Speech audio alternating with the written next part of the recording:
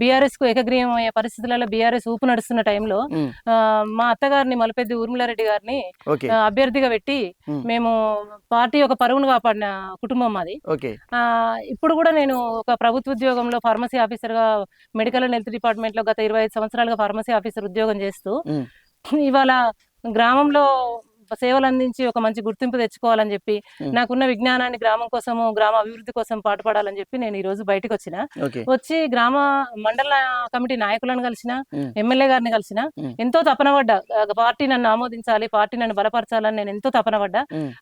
కానీ నా ప్రయత్నాలు నేను చేయని ప్రయత్నం లేదు. కానీ ఎంత ప్రయత్నం చేసినా కూడా మా కుటుంబ త్యాగాన్ని నేను అప్పుడు మా అత్తగారు ఓడిపోవడం అయితేంది, ఇప్పుడు నేను ప్రభుత్వ ఉద్యోగాన్ని వదిలివేయడం అయితేంది, పెద్ద పెద్ద త్యాగాలను కూడా గుర్తించకుండా పార్టీ మమ్మల్ని చాలా తీవ్ర మనస్తాపానికి అవమానానికి గురి చేయడం మాత్రం చాలా బాధగా ఉంది.